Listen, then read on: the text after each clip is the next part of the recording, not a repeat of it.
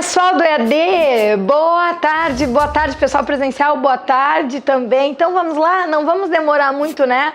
Para quem, acho que todo mundo aqui me conhece, pessoal do EAD, meu nome é Daniela Murari e a gente vai começar agora a resolução de questões de constitucional, né? Então foco, força, fé, café, muito café para enfrentar aí essas 2 horas de aula de constitucional, ritmo muito rápido, né? A gente tem que, para quanto mais questões a gente puder fazer. Então, olhem lá a primeira questão, né? A primeira questão, antes da gente ler a questão, vamos pensar qual é o artigo que resolve ela, tá? Então, é o artigo 5º, inciso 51 e 52 que responde essa questão. Artigo 5º, inciso 51, 52, que responde essa questão, a questão de extradição. Só vamos lembrar, brasileiro nato não será extraditado, né? Salvo o naturalizado, diz o 51 lá, por envolvimentos em crimes comuns antes da naturalização ou depois dela, se o naturalizado envolver-se em um único tipo de crime. Qual crime? Tráfico ilícito de entorpecentes e drogas afins. Essa é a regra, né? Essa é a regra. E estrangeiro, quando ele é purinho estrangeiro, não se tornou nem nato nem naturalizado. Pergunto eu a vocês, rapidamente, olhando o artigo 5º, inciso 52. Estrangeiros poderão ser extraditados no Brasil, pelo que diz o artigo 5º, 52, olhem aí. Constituição Federal na mão também, né? A gente já tem as questões ali que é para ter a Constituição Federal na mão, né? Estrangeiros serão extraditados, vírgula, salvo por crimes políticos ou de opinião, diz o artigo 5º, inciso 52. Portanto, a extradição do estrangeiro, concordam comigo, ela não é absoluta, ela é relativa. Por quê? Porque por crimes políticos ou de opinião, o Brasil concede asilo, pelo que está escrito ali no artigo 5º, inciso 52, né? Vamos raciocinar uma coisa? Embora na prática, né? O Supremo, ele concedeu a extradição de natos. Na hora da prova é para dizer nato, jamais é extraditado. Jamais. Naturalizado, depois de pegar o diploma na mão, não vai por nenhum crime a não ser tráfico ilícito de entorpecentes e drogas afins. Antes de pegar o diploma, antes da naturalização, e quando a gente entende naturalização, não é quando ele pediu, quando ele pegar o diploma. Antes de pegar o diploma na mão, ele vai por crimes comuns, né? Diz ali, por envolvimento em crimes comuns. Então, crime político, concordam comigo que ninguém é extraditado no Brasil? Porque crime político não é um crime comum, certo? Se o naturalizado só vai depois de naturalizado por tráfico, se o nato nunca vai por nenhum, e o naturalizado antes de pegar o diploma só vai por crimes comuns, concordam comigo que, independentemente da nacionalidade, ninguém é extraditado por crimes políticos no Brasil. Concordam isso comigo? Então, olha lá a questão. João, residente no Brasil há 5 anos, é acusado em outro país de ter cometido um crime político. Falou em crime político, a primeira coisa que tem que pensar, ninguém é extraditado por crimes políticos, nem natos, nem naturalizados e nem estrangeiros.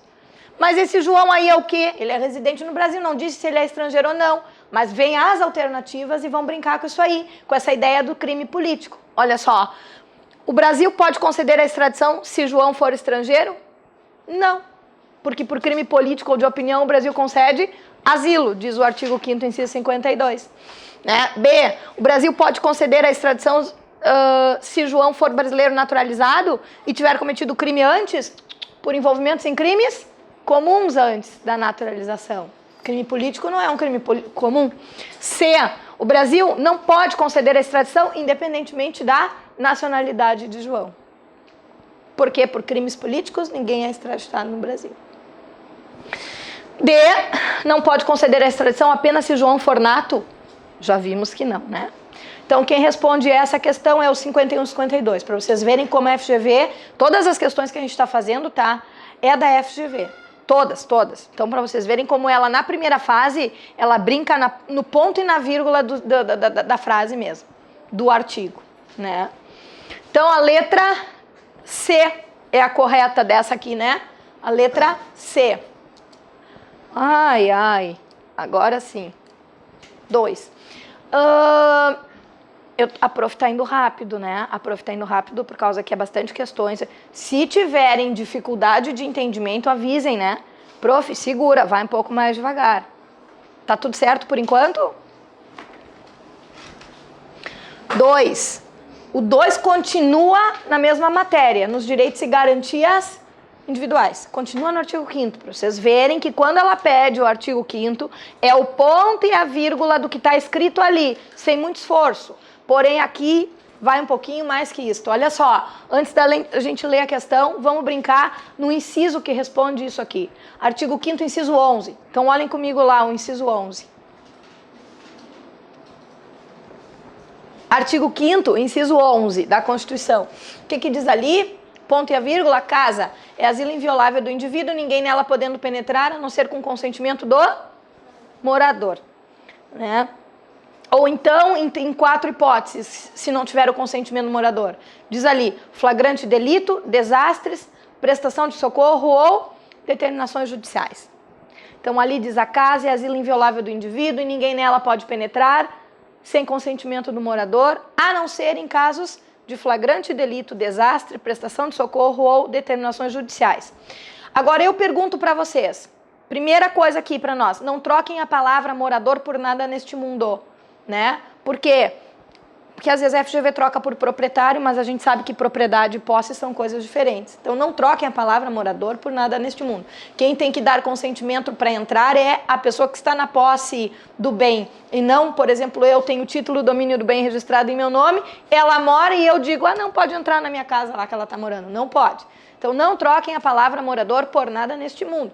Agora eu pergunto para vocês, em caso que o morador não dê consentimento, naquelas hipóteses de flagrante delito, desastre, prestação de socorro ou determinações judiciais ali, qual é o que se entra durante o dia, se é que tem algum que se possa entrar durante a noite, e aí, qual ali das exceções que só se entra durante o dia, ou se tem algum que pode entrar durante a noite? Olhem ali para o artigo, flagrante delito, desastres e prestação de socorro, isso não tem horário para acontecer. Então, entra e sai a qualquer hora, sem consentimento do morador. Né? Agora, determinações judiciais só durante o dia. E aí, pergunto eu a você, segundo o entendimento do STF sobre o tema, o que se considera dia? Das 6 às 18, prof? O nascer do sol, o poente do sol, a aurora, o crepúsculo, a luz solar. Isso é dia, né? Segundo o entendimento do STF sobre o tema. Não é para marcar horários, é para colocar a luz do sol. Professora, mas só tem horário na prova. Então, nenhuma das anteriores. Professora, mas não tem, só tem horário mesmo, na A, B, C e D. Então, aí você marca das 6 às 18, certamente dentro do constitucional ela vai ser anulada. Porque das 6 às 18 é a LEP, se não me falha a memória, que diz ali, com várias exceções. Então, não, tá? É a luz solar para as questões 11 até a 17, que é ali que vai estar o constitucional, nesta prova de vocês, certo? E última coisa a respeito do artigo 5º, inciso 11, o que é casa? Que é asilo inviolável do indivíduo. Casa. O que se entende como casa? Segundo o entendimento do STF sobre o tema, é qualquer compartimento fechado e, obviamente, habitável, que o indivíduo esteja dentro para fins de moradia. Então, pode ser, olha bem, quarto de hotel, eu não disse hotel, eu disse o quarto de hotel, porque o hotel é aberto ao público. Escritório no seu reservadinho, não disse no escritório todo, na salinha reservada. Consultório na sua salinha reservada, né? Casas, apartamentos. Professora, carro pode ser, se for para fins de moradia, então tipo motorhome, trailer, um caminhão que seja aqueles caminhoneiros que tem, né, a caminha, tem a coisa para fazer, né, tem caminhões já preparados, lancha, né, Valcir, já preparado para isso aí, para fins de moradia. Se for fins de moradia, beleza, se considera. Então, o conceito de casa é abrangente, certo? Então, vamos ler. A Constituição assegura entre os direitos e garantias individuais, a FGV está dizendo, ei, velho, vai no artigo 5º para olhar. Ou, velho, vai no artigo 14, 15 e 16, porque direitos individuais são 4 artigos dentro da Constituição. Artigo 5º, 14, 15 e 16. É dali que sai a ideia, direitos individuais. Então, a Constituição assegura entre os direitos e garantias individuais a inviolabilidade do domicílio, afirmando no artigo 5º, inciso 11, que a casa é asilo inviolável do indivíduo e ninguém nela pode penetrar sem consentimento do morador. A esse respeito, assinale a alternativa correta. Letra A, o conceito de casa é abrangente e inclui o quarto de hotel? Bah, prof, gostei. Sim, inclui. Beleza, vamos ler as outras, porque eu não gosto de sair marcando a primeira alternativa. Claro, pode ser, com certeza ela está correta, mas eu gosto de ler todas, né? Como se vocês tivessem tempo na hora da prova para ler tudo bem calmamente, né? Com tanta questão para fazer, mas beleza. B, o conceito de casa é abrangente, mas não inclui escritório de advocacia? No seu reservadinho de profissão, inclui. Então, a B fora da casinha. C, a prisão em flagrante durante o dia é um limite a essa garantia, mas apenas quando houver mandado judicial? Realmente é um limite, porque é uma exceção que se pode entrar sem consentimento do morador. Mas nada a ver com determinação judicial, porque quando você tem um flagrante, você não precisa nem de determinação judicial, né? Ou é flagrante ou é mandado de prisão. Então, nada a ver.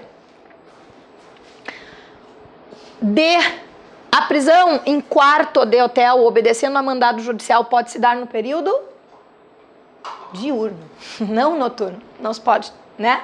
De noite não. Determinações judiciais só durante o dia, diz o artigo 5º 11. Então, letra A é a certa. 3. Em relação aos remédios constitucionais, assinale a afirmativa correta.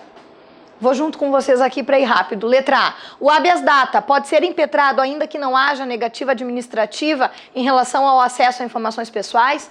Diz o artigo 5º, inciso 7.2, conceder-se habeas data sempre que informações pessoais relativas à pessoa do impetrante forem negadas. Negadas por quem? Por entidades públicas ou governamentais ou, enfim, uma pessoa jurídica que preste serviços em nome do Estado. Negadas pela administração direta e indireta, entenda-se assim. Então, realmente, a palavra para habeas data é informações pessoais negadas, né? Mas ele pode ser concedido...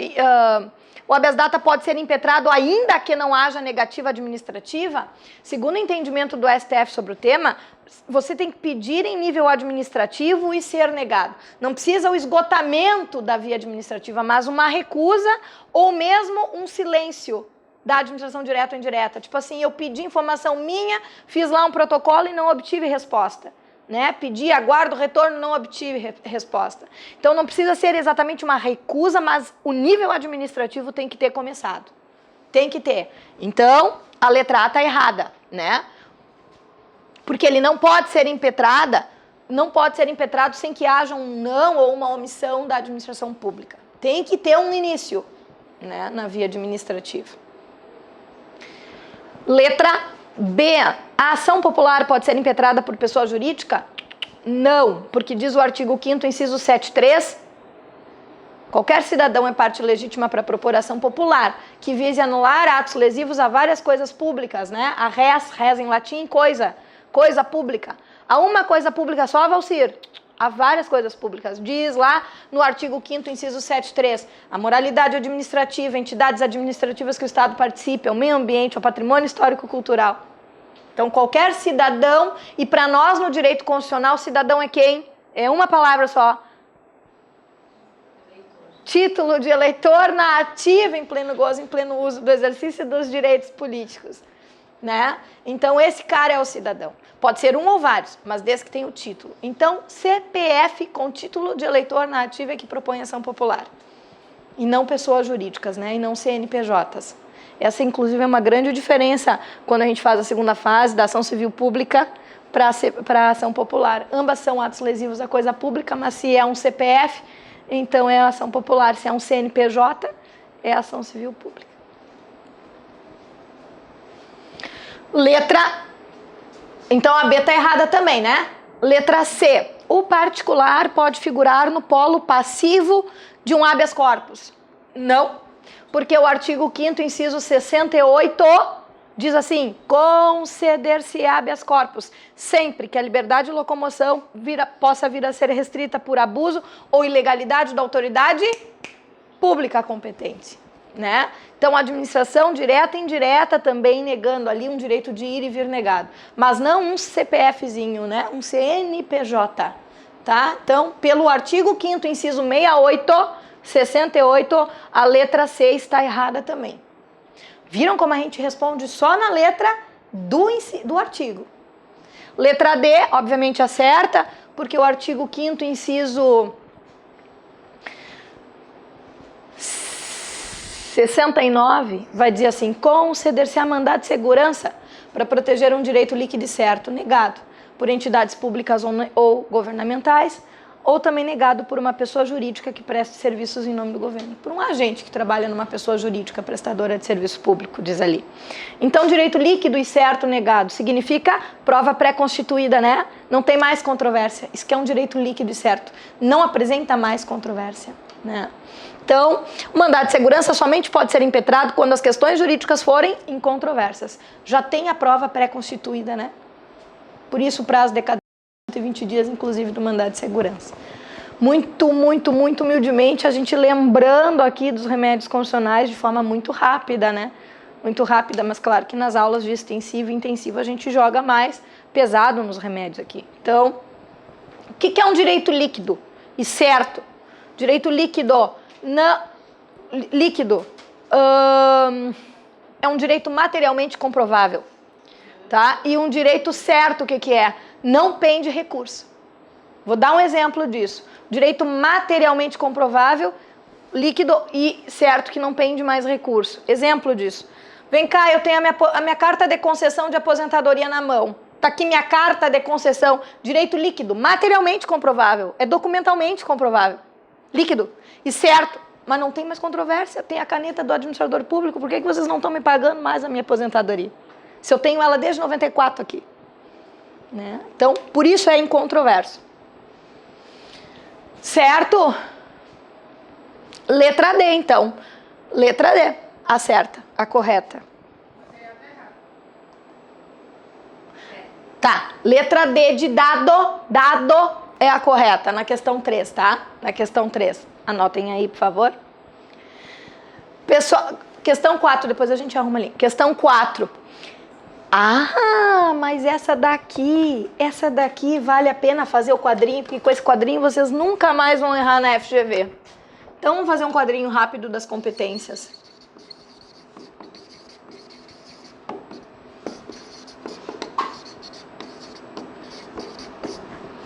As competências a gente resolve no artigo 21 a 24 da Constituição Federal, né? Então, nós temos as competências, olha aqui, materiais. Deixa eu criar primeiro e depois eu explico. Então, assim, ó. Muita atenção no que eu vou dizer, o artigo 21 a 24, ele está na prova nesta primeira fase. Uma das questões vem, provavelmente, o artigo 22. Ou 24. Então, assim, ó, como é que a gente tem que pensar sobre o 21 a 24 quando cai competências? Na primeira fase, professora, eu vou ter que gravar todo o 21, todo o 22, que é um nojo. Tu imagina lá as competências privativas da União, né? Ou então, compete à União privativamente legislar sobre, aí vem direito civil, direito agrário, direito marítimo, direito comercial, direito, né?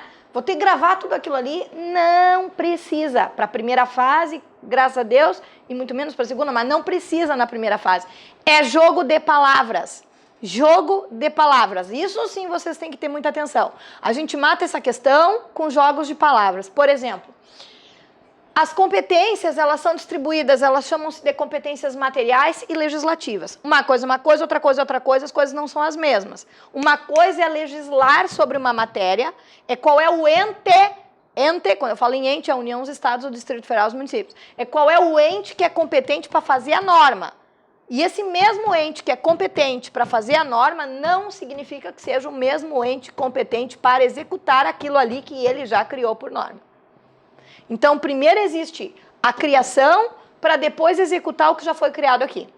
Então, uma coisa, outra coisa, as coisas não são as mesmas, por isso que chamam-se as competências materiais de competências administrativas. Execução, é só executar matéria, né? Às vezes o ente legisla sobre o assunto e ele não pode executar aquele assunto. O que eu quero dizer com uma coisa, outra coisa? Não adianta vir assim, ó, a competência legislativa comum, isso não existe. Nome que não fecha. Tá? Então, primeira coisa aqui, uma coisa, outra coisa, as coisas não são as mesmas, a gente exclui as questões. Mas, falou em competências materiais, nós estamos falando em competências exclusivas ou comuns. O que é exclusiva? É só a União que faz aquilo ali, que executa, é governo federal que executa aquelas matérias que estão no artigo 21. E quando a gente fala em exclusiva, que é só a União que faz, exclusivamente executa aquilo ali, elas chamam-se também sinônimos. As exclusivas chamam-se de competências nacionais ou internacionais, né? Interesse nacional ou interesse internacional, ou mesmo as competências indelegáveis. Por que é indelegável? Porque é só ela que executa. Então, sinônimos: exclusiva, interesses nacionais, interesses internacionais, indelegabilidade. Não dá para dizer assim, a competência concorrente indelegável, isso não existe. Indelegável está aqui em cima, está na exclusiva. É o que eu quero dizer. É jogo de palavras aqui para excluir as coisas.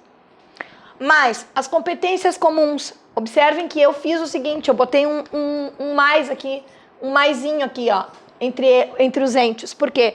Esforços conjuntos. Palavra para marcar competências do artigo 23. Palavra que tem que vir, esforços conjuntos, cooperação entre os entes. Então, colaboração, cooperação, esforços conjuntos é uma palavra que vai puxar as competências comuns. Já vão ver como é que cai em prova isso. As competências para criar a norma que depois vai ser executada aqui.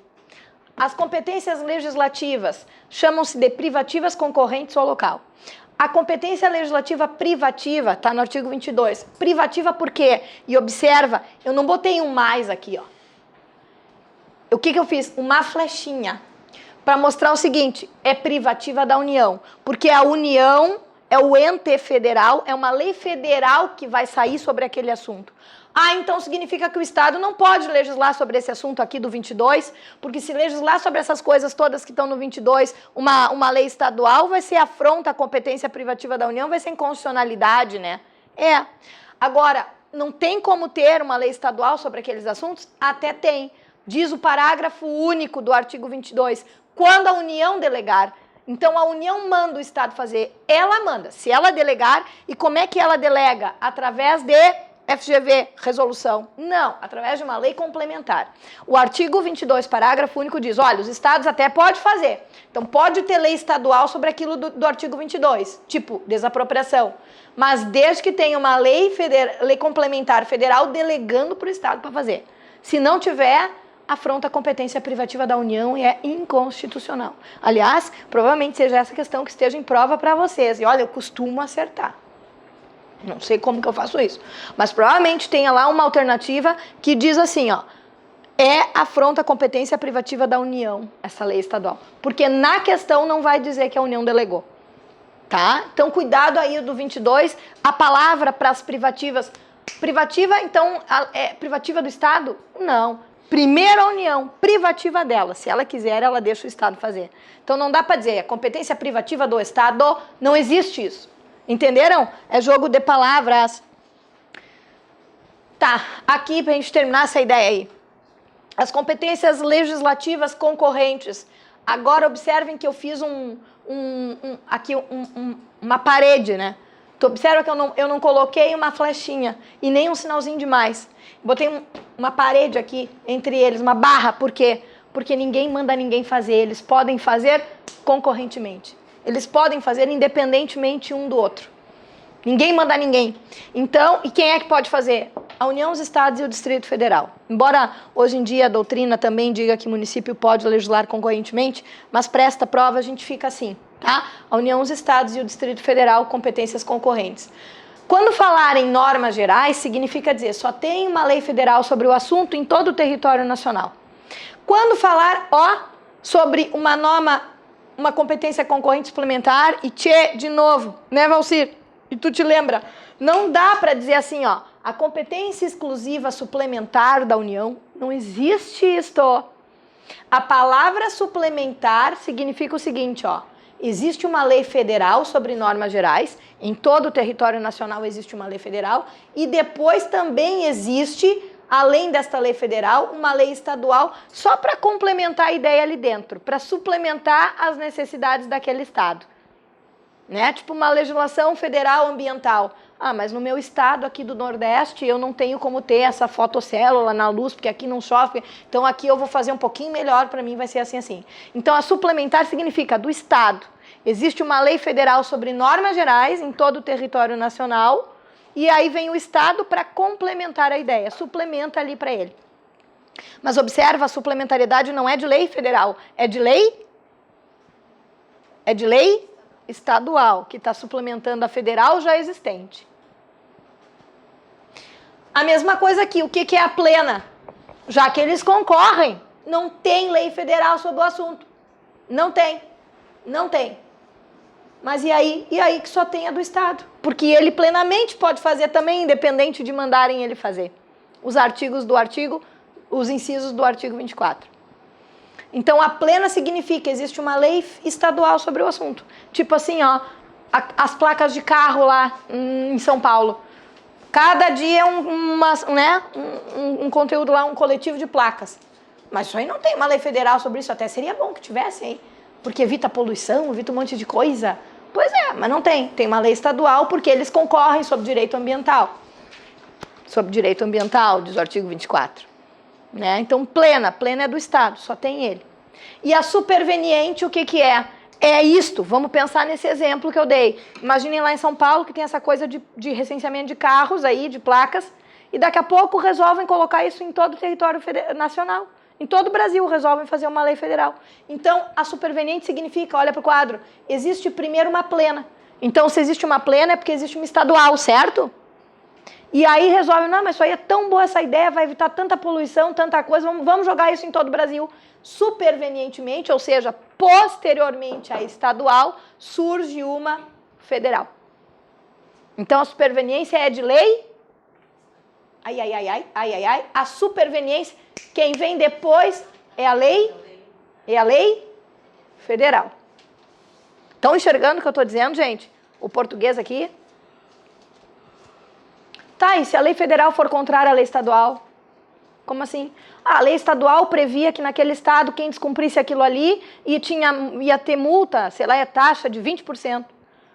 Mas aí em todo o Brasil essa taxa fica muito grande, porque tem o Nordeste lá que nem arca com isso, né? Independente da matéria, o Nordeste é, né, um estado que não tem condição muitas vezes, não tem uma multa dessas quebraria o estado. E agora? Aí essa lei federal diz, não, é só 1% de multa. Aí vem o artigo 24, no último parágrafo, e diz assim, suspende a eficácia de uma lei estadual só no que for contrário. Porque o que não for contrário, as duas ficam válidas, elas são concorrentes. Então, em âmbito federal, se aplicaria 1%, até naquele estado ali. Ficou claro aqui? Tranquilo? Local, competências do município. Falou em interesse local, enxugado, município. Quando disser assim, ó, a União fez, o Estado fez, mas precisou de interesse local. A União não fez, o Estado também não fez, mas precisa de. É município. Vamos ver como é que cai isso em prova para vocês. Então, olha lá no quadro, ó. Jogo de palavras. A respeito da distribuição de competências adotada pela Constituição Brasileira, assinale a alternativa correta. Competências 21 a 24. Letra A. A competência... Olha para o quadro lá, tá? Eu vou ler aqui e você... A competência material da União... Tá jogando lá. A palavra tá certa, né? A União tem material, certo? A competência material da União pode ser delegada aos estados por lei complementar? A material não, velho. A legislativa pode. Estão enxergando o jogo de palavras aqui? Letra B. A União compete legislar, olha só, a União compete legislar sobre direito processual e normas gerais de procedimento. A União compete legislar, até tá, né? Por aí tá, não se sabe se é privativo ou concorrente. E aí vem professora dizer assim, sobre direito processual e normas gerais de procedimento, e eu não gravei o artigo. Porque a senhora disse que não precisa gravar o artigo. E aí? Eu pergunto, tá batendo por enquanto isso aí, sem vocês saberem onde é que tá essa... Tá batendo? A competência, a União compete legislar. Tá batendo legislar, né? Só até aí tá batendo. Então, deixa ela em stand-by. A letra A não é. Vamos ler a C. A competência para legislar... Bah, prof, vai vir de novo um incisinho lá. Sob direito urbanístico. É privativa dos municípios? Falou na palavra privativa, dá para jogar município aqui? Então nem leio mais. Porque a matéria de interesse local, realmente interesse local é municipal, né? Mas a palavra privatividade dá para jogar aqui no município? Não leio mais. Por enquanto a letra B tá batendo aí, prof. Sem eu saber o que é, se tá no 22 ou no 24, mas a letra B tá batendo. Tudo bem? A letra A fora da casinha, a letra C fora da casinha, vamos ler a D. A competência para legislar sob, de novo, ó, um outro inciso lá, sob defesa dos recursos naturais. Legislar sob defesa dos recursos naturais. É privativa? Ué? É privativa da União? Olha, prof, tá batendo privativa, União, legislar. Tá batendo, tá batendo. Porque a matéria de interesse nacional, onde é que tá a palavra interesse nacional? Não na legislativa, e sim na mate. Jogo de palavras, letra D fora da casinha. Qual é que vocês vão marcar? A B, que ninguém sabia que realmente está no artigo 22. Competência legislativa concorrente da União. Tranquilo? Enxergaram isso? Como é que resolve? 21 a 24? Então tá. Opa. Ó. 5. Para fazer a 5, eu gostaria que vocês pegassem o artigo 95 bem rapidinho aí para ler. Mais precisamente, leiam todo o artigo 95, porque na última questão 26 que a gente vai fazer também tem o 95 lá no parágrafo único. Então já leiam todo ele. Antes de fazer a questão, leiam o artigo. Já leram o artigo? Então tá, qual é a resposta? Com o intuito de garantir o regular exercício da prestação do judiciário. Prestação jurisdicional é prestação judiciário, jurisdição, julgamento. A Constituição da República conferiu aos magistrados, magistrado é judiciário, algumas prerrogativas. A respeito destas prerrogativas, que estão no artigo 95, tanto as garantias quanto as vedações, tá? Assinale a afirmativa correta. Olha lá no artigo 95 ali e eu vou ler a questão. A inamovibilidade pode ser excepcionada no caso de relevante interesse público e desde que a remoção seja aprovada por maioria absoluta do tribunal ou do CNJ? Sim, é o que diz o artigo 95, inciso 2º. São inamovíveis, salvo por interesse público que se comprova na forma do artigo 93, inciso 8º, diz ali. Ou seja, lá no artigo 93, inciso 8º, vai dizer por maioria absoluta do tribunal ou mesmo maioria absoluta do próprio CNJ. Letra B. A irredutibilidade de subsídios consiste na impossibilidade de redução do poder aquisitivo do subsídio do magistrado e não somente no seu valor nominal. Professora, eu não entendi nada do que está escrito ali, nem sei o que é o valor nominal, eu sei que são irredutíveis subsídios, vírgula, diz o artigo 95, inciso 3º, salvo, quando ultrapassar o teto, né? Salvo o artigo 37, inciso 11. Então, salvo quando ultrapassar o teto dos ministros. Mas aí eu pergunto, a letra A, o ponto e a vírgula da Constituição. A letra B, não está bem o ponto e a vírgula, porque ali a irredutibilidade diz, são irredutíveis, salvo o disposto no artigo 37, inciso 11, que é o teto. Né? Então, prof, a B, eu não vou marcar, segura lá que eu já explico, mesmo sem saber aquele negócio do valor nominal. Letra C. O magistrado, apesar da vitaliciedade, pode perder o cargo por deliberação administrativa da maioria absoluta do tribunal do CNJ? Não. O que diz o artigo 95, inciso 3º? São vitalícios e a vitaliciedade se dá após 2 anos de efetivo exercício no 1º grau e a perda da vitaliciedade antes de transcorrido o prazo de 2 anos se dá por deliberação do tribunal a que pertencem. Essa é o ponto e a vírgula ali. Não diz nada do CNJ, inclusive aqui na vitaliciedade.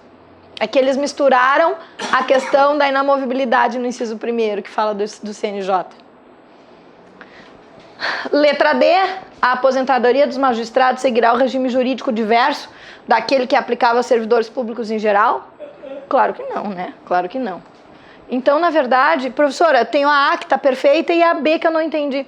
Gente, o valor nominal é o próprio valor ali da remuneração toda. E os subsídios, a gente sabe que é só o que é fixado pelo edital e aquilo ali que é o subsídio que é irredutível e não a remuneração no total, né? Mas não precisava nem saber disso, porque só pela letra fria e pura do artigo 95, inciso 1º, inciso 2º e 3º, a gente já vê que a letra A de amor é a correta, né?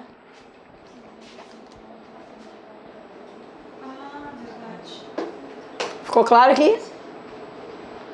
Então tá, então já vamos fazer uma coisa aqui, ó. Já vamos fazer uma coisa aqui? Poder Judiciário. O que vocês precisam saber sobre Poder Judiciário na hora da prova? Eu quero esses artigos lidos. Só esses artigos que eu vou dizer agora, tá? 93, 94, 95,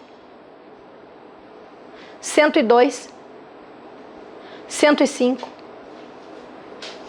109,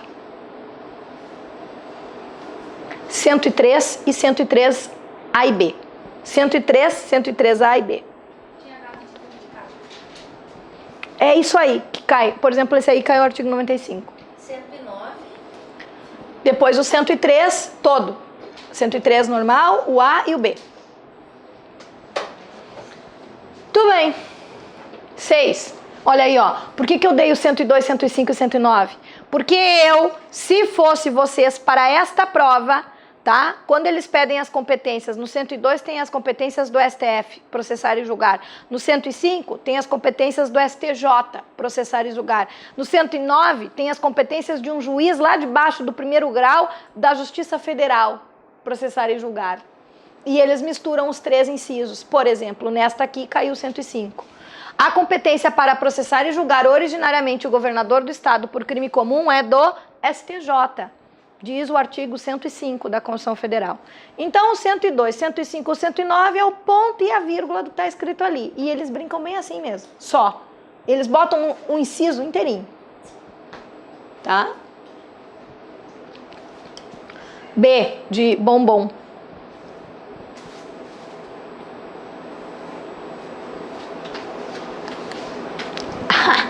Ela disse, eu odeio questão com enunciado grande. Eu, se fosse vocês, o que eu ia fazer? 102 versus 105 versus 109, né? Então, deem uma lida no 109 rapidamente aí pra mim.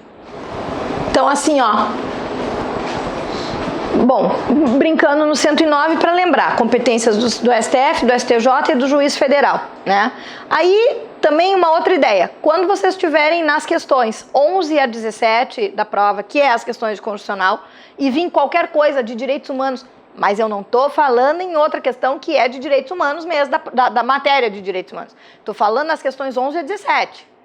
Vem qualquer questão de prova ali dentro, falando em direitos humanos, vocês têm que pensar, artigo 109 da Constituição, mas não no artigo, vocês vão ter que pensar o seguinte, falou em crimes de direitos humanos, falou no deslocamento de competência da Justiça Estadual para a Justiça Federal. E quem faz isso e quem suscita isso é uma pessoa só, Procurador-Geral da República. Falou em crimes de direitos humanos, dentro da 11 a 17, estamos falando em deslocar a competência, não é mais Justiça Estadual, vai para a Justiça Federal, 1º grau de jurisdição, artigo 109, Juiz Federal.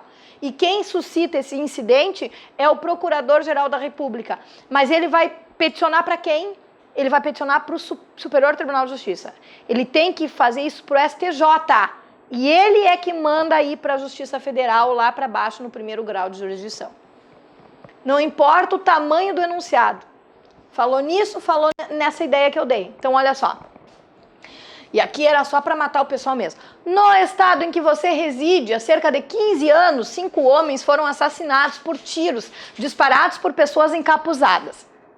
Houve uma alteração da cena do crime, sugerindo a mesma forma de atuação dos outros assassinatos que vinham sendo praticados por um grupo de extermínio que contaria com a participação de policiais. Mas, professor, isso é penal. Pois é só para sacanear a gente. Na época, a Polícia Civil instaurou inquérito para apurar os fatos, mas concluiu pela ausência de elementos suficientes de autoria, encaminhando os autos ao Ministério Público, que pediu o arquivamento do caso. A Justiça acolheu o pedido e alegou não haver informações sobre a autoria, motivação ou mesmo envolvimento dos policiais. Professor, até então não estou achando constitucional. Eu estou na 1117 e não estou achando nada de constitucional aí. Vamos continuar mais um pouquinho. Segundo a opinião de especialistas, a apuração policial do caso foi prematuramente interrompida. A Polícia Civil teria deixado de realizar diligências imprescindíveis para elucidar a autoria do episódio. Manter o arquivamento do inquérito sem a investigação adequada significaria ratificar a atuação institucionalmente violenta de agentes de segurança pública e, consequentemente, aí olha o constitucional, referendar grave violação de direitos humanos. Direitos humanos, 11 a 17, incidente de competência. É isso que tem que pensar. Achei, crime de direitos humanos, né? Para a hipótese narrada como advogado de uma instituição de direitos humanos, assinale a opção processual prevista pela Constituição. A única coisa que a Constituição fala sobre esse crime de direitos humanos é isso, deslocar a competência da estadual para a federal. Quem faz isso, PG, Procurador-Geral da República, PGR, e ele vai pedir para o STJ para ele fazer esse deslocamento.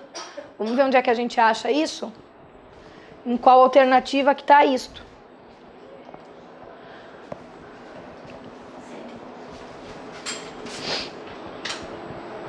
C. Procurador-Geral da República deve suscitar perante o STJ um incidente de deslocamento de competência para a Justiça Federal. Professora, mas e o resto das questões? Não foi isso que a gente ouviu em aula. A professora falou, crime de direitos humanos na Constituição é assim, que tem que pensar em nada mais que isso. Certo? Tranquilo? Não linkem as matérias para não errar na hora da prova. Tem que lembrar onde é que estão as questões para não errar na hora da prova. O que o professor de penal diz é em tais e tais questões. O professor de trabalho diz é em tais e tais questões. É assim que funciona, né? Vamos lá. 8. Tá. Da 8 até a 15, 16, por aí agora é controle de constitucionalidade. Então nós vamos agora parar um pouquinho só para pensar aqui em controle de constitucionalidade. E eu vou me furtar de explicar o controle difuso, porque não tem nesse material questões sobre controle difuso, certo? Então, na aula, a gente vai estudar os controles difusos. Nós vamos falar sobre o concentrado, que me interessa muito, né?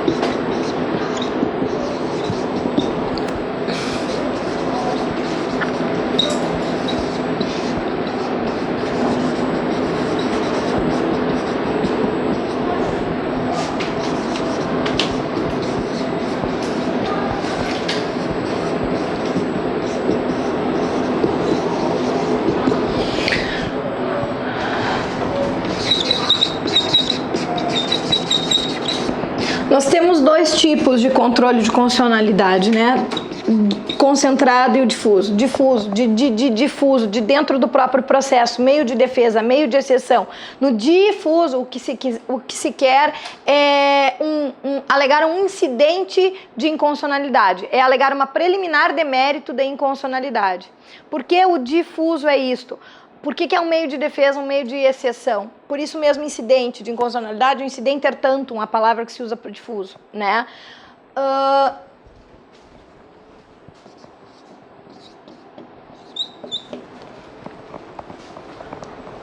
Porque para mim ganhar o meu processo contra o Valcir, qualquer ação processual hoje, qualquer rito processual hoje, para mim ganhar o meu processo contra ele, para eu ter o meu mérito, eu não tô nem aí que se declara inconstitucionalidade para toda a sociedade, mas numa preliminar de mérito eu alego uma inconstitucionalidade que é para ganhar o processo sem mesmo o julgamento do mérito da questão. Então no difuso, por isso que a gente fala em meios de defesa, meios de exceção, porque é só para as partes afetadas no assunto. Aquela sentença ela vai valer inter pares. E no difuso, o objetivo, de novo, não é para toda a sociedade aquela inconstitucionalidade, só para ganhar um processo. No primeiro grau de jurisdição, qualquer rito processual idôneo, qualquer ação gera esse incidente. Por uma ação de indenização, uma ação de danos morais, materiais, uma ação de enunciação de obra nova, uma ação de propriedade, qualquer ação, qualquer meio processual, inclusive remédios constitucionais. E aí vem a FGV e diz assim, ó, habeas corpus não pode ser um meio idôneo para pedir um controle difuso. Por que não? Se no primeiro grau, qualquer rito processual idôneo, qualquer tipo de ação, e quando a gente diz qualquer rito, seja de conhecimento, de execução, de sumário, sumaríssimo, até em JEX, a gente pode pedir um incidente de inconstitucionalidade. Qualquer juiz de primeiro grau pode dar. Qualquer juiz de primeiro grau, né? No duplo grau, diferente. Por quê? Porque talvez eu ganhei, mas ele tem ampla defesa contraditória e meios de recursos inerentes ao processo, diz o artigo 5º, inciso 55, então ele pode recorrer, ou eu perdi aqui, posso recorrer, recorro para o duplo grau de jurisdição. Qual é a regra do duplo grau de jurisdição? Regra é que suba um recurso no duplo efeito, né? A regra é que os recursos subam no duplo efeito. Mas e aí? E aí quando sobe o recurso, a Câmara, a Sessão ou Turma, qualquer Câmara, Sessão ou Turma pode dar esse incidente, que nem no primeiro grau? Não. Por quê? Porque vai subir no duplo efeito e a Câmara vai dizer assim, vai ser sorteado para uma sessão, Câmara ou Turma. Ela vai dizer assim, tem um incidente de inconstitucionalidade, tem uma preliminar de mérito. E agora? Né? O que a Câmara faz? No duplo grau, nós temos a regra do artigo 97, mandar para a reserva de plenário específica, para que esse plenário específico, por maioria absoluta de votos, decida se é inconstitucional ou não, né? É o pleno ou órgão especial do tribunal. É um plenário específico só para julgar esses incidentes de inconstitucionalidade. Maioria absoluta decide isso, né? Mas e é sempre isso. A Câmara, Sessão ou Turma subiu, foi sorteado o recurso, ela vai ver que tem uma preliminar de mérito. E olha aí, ó, manda para o pleno, para o órgão especial. Mas sempre, quer dizer, não vai ter nenhuma exceção que a Câmara, Sessão ou Turma possa julgar o incidente de inconstitucionalidade? Até tem. As exceções são do artigo 949, parágrafo único ali do CPC. Lá diz assim, ó, de duas uma. Se o STF já tiver dito que aquilo ali é inconstitucional, para que a Câmara, Sessão ou Turma vai mandar para o pleno ou para o órgão especial? Já houve posicionamento do STF, ela toca-lhe a caneta. Agora, se o STF não tiver dito isto, porém o pleno ou órgão especial do próprio tribunal já tiver decidido também sobre a inconstitucionalidade, para que vai mandar de novo para ele?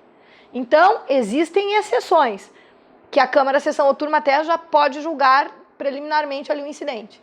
Mas só essas, do artigo 949, parágrafo único. Se não tiver isto, ela não pode julgar imediatamente. Ela tem que mandar para o pleno ou para o órgão especial, que é a reserva, chamada reserva de plenário. Não esqueçam também no duplo grau de jurisdição da súmula vinculante número 10 do STF. Súmula vinculante, pai da súmula vinculante é sempre STF.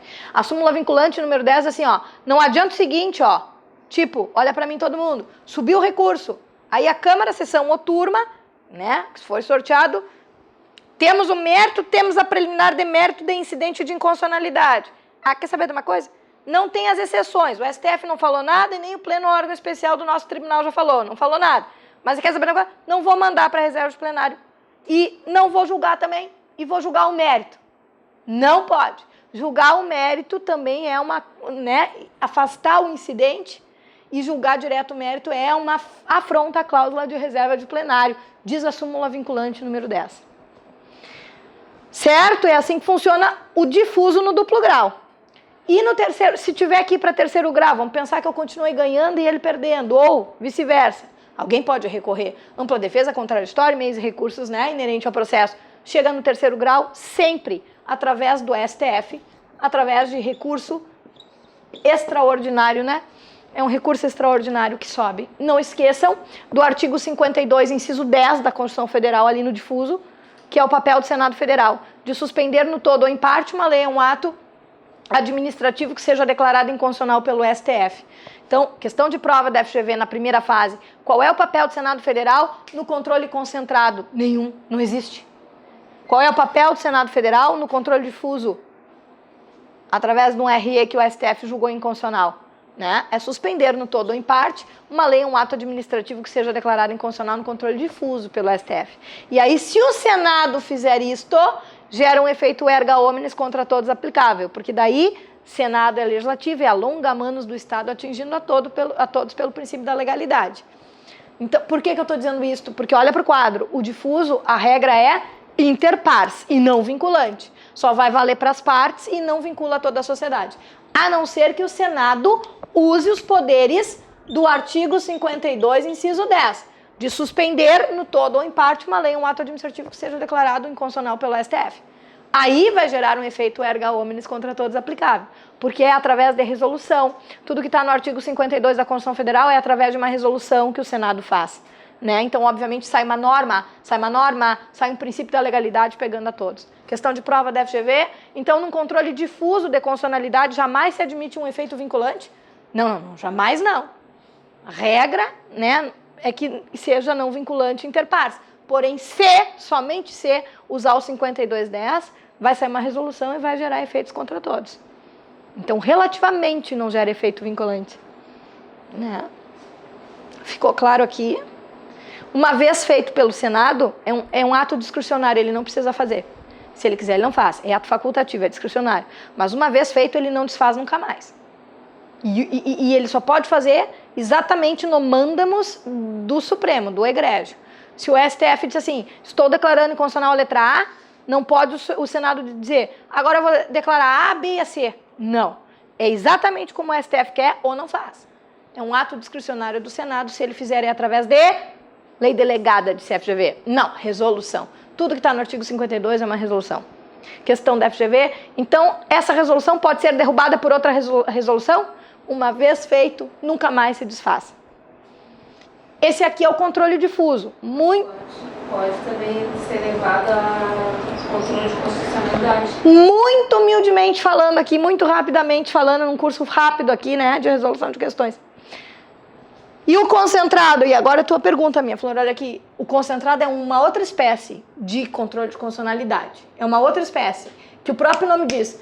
Concentra. Aonde? Em 5 ações específicas para controle de constitucionalidade. Por isso é concentrado. Meio aberto. Não é um meio de defesa, um meio de exceção. Aqui o objetivo é declarar para todo mundo aquela inconstitucionalidade, ou enfim, depende da ação, né, uma constitucionalidade. Mas aqui o objetivo é pegar todo mundo. Então, obviamente, que aqui, inclusive, o concentrado vai ser concentrado em órgãos específicos, ou é no STF ou é no TJ. Já chegamos lá aqui. Mas então são 2 órgãos específicos para fazer controle. Concentrado. Diferente desse difuso, que qualquer juiz de primeiro grau faz. Qualquer pessoa que CPF ou CNPJ entra com difuso por qualquer rito processual idôneo. Aqui não é qualquer rito processual. Aqui as ações têm nome e são 5 ações. E concentra nelas em órgãos específicos para fazer o julgamento. Que é ou no STF ou no TJ. Né? Então a primeira coisa aqui. O difuso não significa que não tenha o concentrado. Pode ter um difuso, pode também ter a mesma situação, pode gerar um concentrado. Porque o concentrado, de novo, de propósito, não é qualquer órgão que faz, não é qualquer ação que a gente entra e não é qualquer pessoa. Não é qualquer CPF ou CNPJ que entra. É só as pessoas do artigo 103 da Constituição Federal que entram com as ações para o Supremo, obviamente, estamos pensando no Supremo, né? Aquelas pessoas ali. Os legitimados universais ou os legitimados especiais, já falo sobre isso. Então essa é uma grande diferença, tá? Agora, ainda aqui, vamos pensar no concentrado. As pessoas do artigo 103. Olhem comigo o 103 ali, vocês vão ver todas as pessoas. Não temos tempo de falar muito, né? Então, o inciso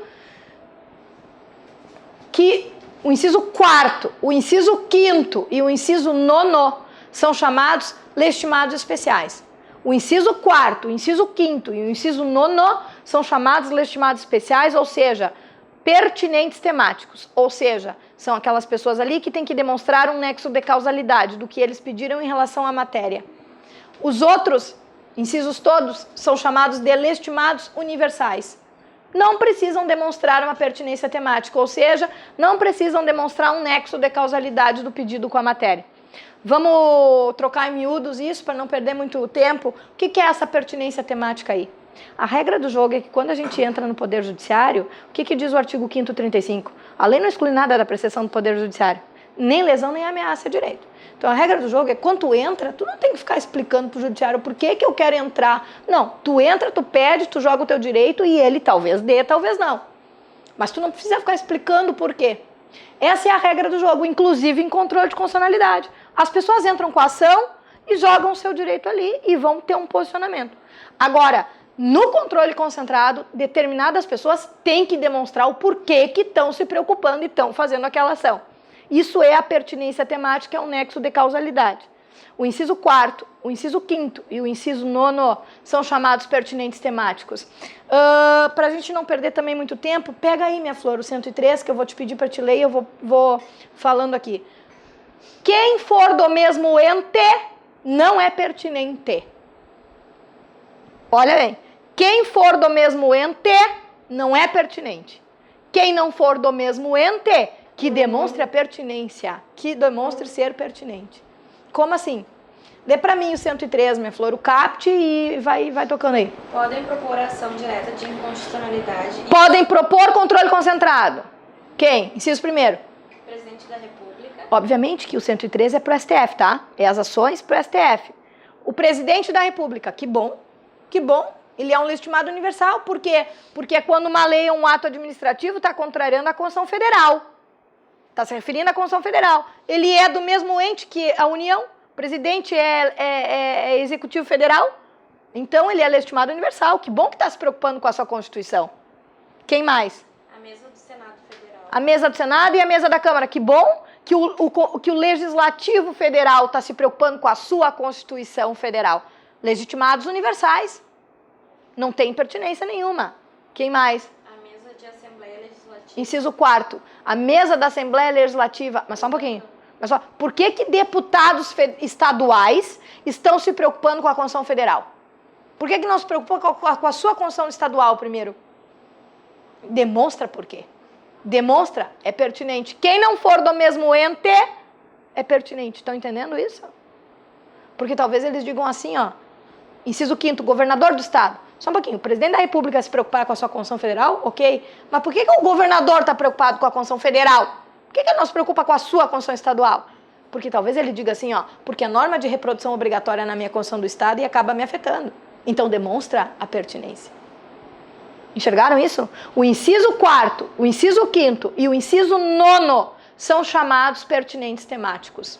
O STF ampliou isso para o inciso 9º também. Tem que demonstrar um nexo de causalidade. Ficou claro aqui? O resto chama-se de quê? Legitimados universais. Não precisa demonstrar nada.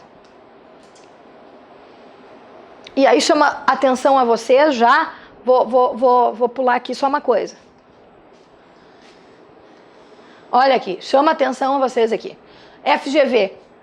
Questão 9. De acordo com o entendimento consolidado do STF e da doutrina, qual dentre os órgãos e entidades listadas abaixo não precisa demonstrar a pertinência temática como condição para ajuizar a ação direta de inconstitucionalidade? Quem é do mesmo ente. Então vamos ver. A mesa da Assembleia Legislativa ou da Câmara Legislativa do DF é pertinente. É pertinente. Tem que demonstrar. B. O Conselho Federal da OAB, federal com federal, legitimidade universal. Né? Quem não precisa, esse aí.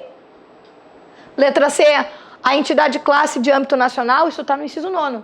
Inciso 9º é pertinente. Letra D, a confederação sindical, está no inciso 9º. Inciso 9º é pertinente. Inciso 4º, inciso 5º, inciso 9º, tem que demonstrar. Quem não precisa, portanto, é a B. Viram como é que é isso aí? É assim que cai.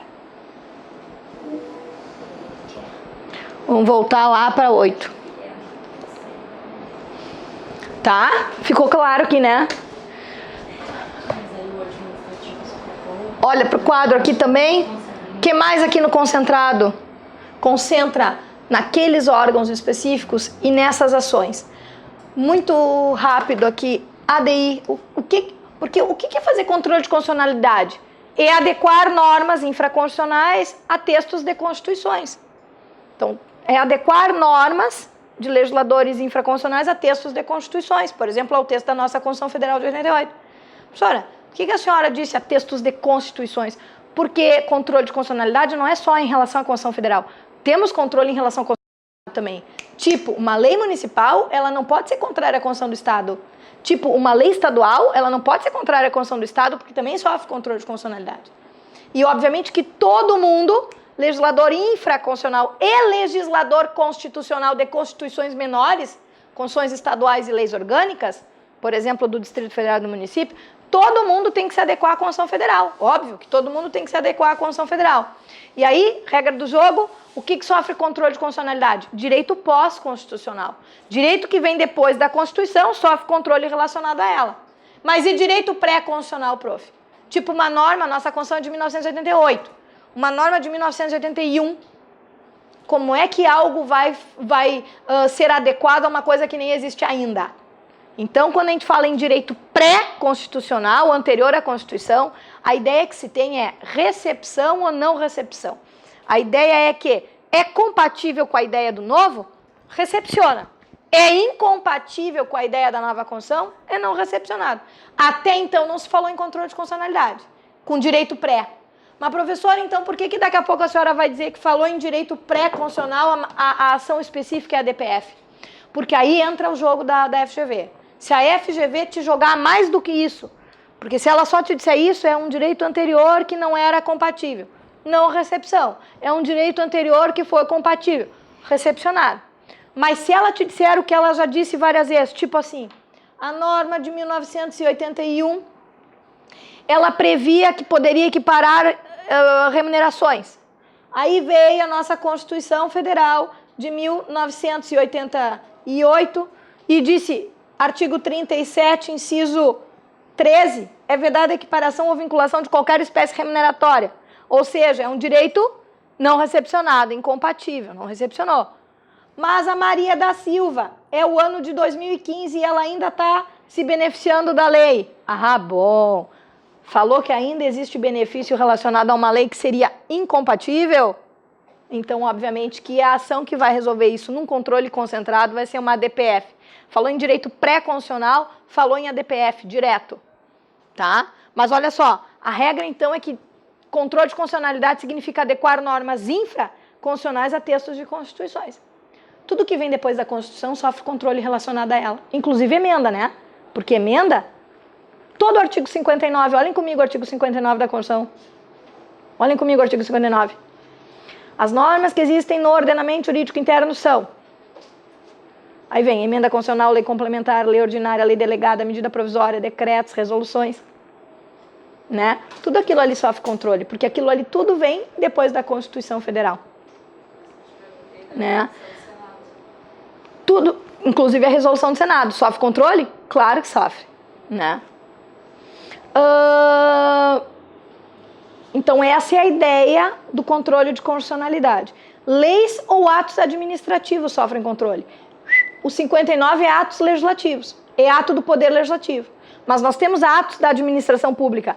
Alguma coisa que o governador fez, ou alguma coisa que o prefeito fez, ou alguma coisa que o presidente fez. Atos administrativos significa coisas feitas pelo chefe do poder executivo. Tanto normas quanto atos administrativos sofrem controle de constitucionalidade. Né? Para a ADI, como é que a gente usa a ADI? Leis leis ou atos normativos federais ou estaduais ou distritais que estão contrariando a Constituição Federal. Professora, mas olha que importante que eu estou fazendo aqui. Pessoal do EAD, é muito foco agora, porque explicar controle de constitucionalidade em 20 minutos é... Federal, leis ou atos administrativos, tá? Coisas que o Legislativo fez ou que o Executivo fez. Que seja federal, ou estadual, ou distrital e que estejam contrariando a Constituição Federal. Isso aqui é através de ADI. Se resolve em ADI. Professora, mas e se for uma lei ou um ato administrativo municipal? Uma lei ou um ato do prefeito municipal que esteja contrariando a Constituição Federal, a DPF. Aí não é por ADI, é por ADPF subsidiariamente, diz a lei 9882, que é a lei da DPF. Então, se disser assim, ó, uma lei ordinária municipal é contra o artigo tal da Constituição Federal, não é ADI, é a DPF. Professora, mas olha só, prof, e se for uma lei ou um ato administrativo municipal que está afrontando a Constituição de um estado? Ah, bom, aí isso aqui se resolve por ADI estadual, por representação de inconstitucionalidade estadual. Porque nós temos ADIs tanto para o STF quanto para o TJ. Leis ou atos administrativos contra esses aqui, né, contrariando ou a Constituição Federal ou a Constituição de um estado, sofre controle por ADI. E é óbvio que olha para o quadro ainda, uma lei federal contrariando a Constituição do estado nem existe. Vai ser ADI pro Supremo direto. Quem resolve isso, quando é contrariando a Constituição Federal, é Supremo. Quando é contrariando a Constituição do estado, é o TJ. Né? Agora, uma lei estadual pode contrariar tanto a Constituição Federal quanto a Constituição de um estado. Basta ser norma de reprodução obrigatória aqui. Sofre controle, os dois controles, se quiserem. A mesma coisa o Distrito Federal. Pode contrariar uma Constituição do estado, a Constituição Federal ou mesmo a lei orgânica do DF. Sofre controle duplo aqui também. Não tem problema nenhum andarem juntos os controles. Mas claro que uma lei municipal afrontando a Constituição Federal não é por ADI, é por ADPF. Uma lei municipal afrontando a Constituição do estado é uma ADI. Só que para o TJ chama-se representação da inconstitucionalidade. Diz o artigo 125, parágrafo 2º. Leis ou atos normativos estaduais e municipais contrariando a Constituição de um estado. A nomenclatura da ADI é representação da inconstitucionalidade. Ainda olha para o quadro aqui. 3 gêneros, espécies do gênero. São 5 ações: ADI, ADC, ADPF, ADO e ADI interventiva. Ação direta de inconstitucionalidade, ação declaratória de constitucionalidade e arguição de descumprimento de preceito fundamental. Espécies do gênero. Ação direta de inconstitucionalidade por omissão. E a representação de inconstitucionalidade interventiva, que é só o Procurador-Geral da República que pode propor, mas também é uma espécie de ADI. Então são 3 gêneros. Espécies do gênero. Olha para o quadro de novo, por favor. O que se pede aqui? Qual é o objeto? Vamos pensar no Supremo. Ei, senhores ministros do STF, declarem essa lei ou esse ato administrativo inconstitucional e tirem ele do ordenamento jurídico com ou sem a modulação dos efeitos da sentença. Mas declarem constitucional. Diferente daqui, o que se pede numa ADC? Olha o nome dela, ação declaratória de constitucionalidade. Né? Aí, o que se pede? E a ADC não se propõe em nível estadual. Nunca, jamais. Então não tem TJ julgar a ADC, não existe isso. Porque existe uma PEC paralela do Poder Judiciário, a PEC número 8, que até está tentando colocar coisas estaduais para ADCs. Mas não. O que gera uma ADC?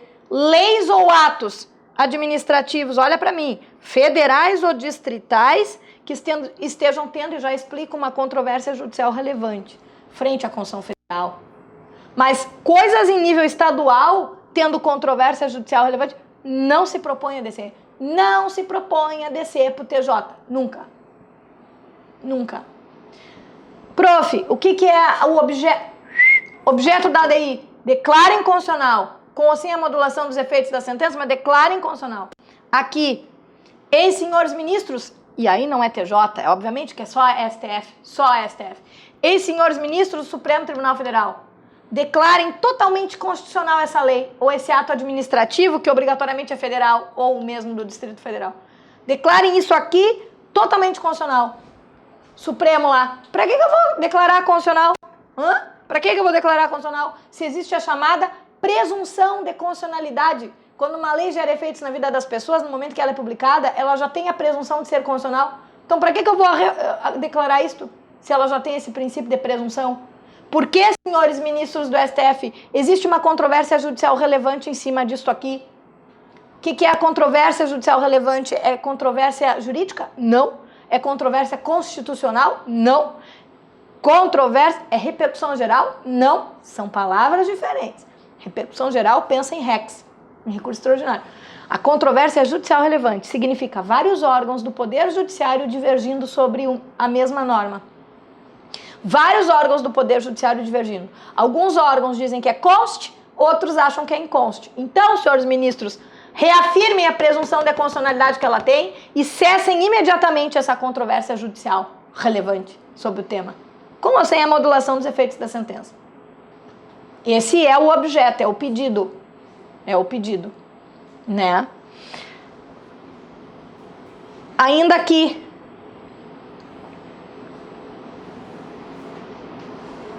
o que é a modulação dos efeitos? A modulação dos efeitos da sentença é que não é só mais efeito ex tunc e ex nunc, né? Agora pode ser ex tunc atenuado, ex nunc diferido para o futuro.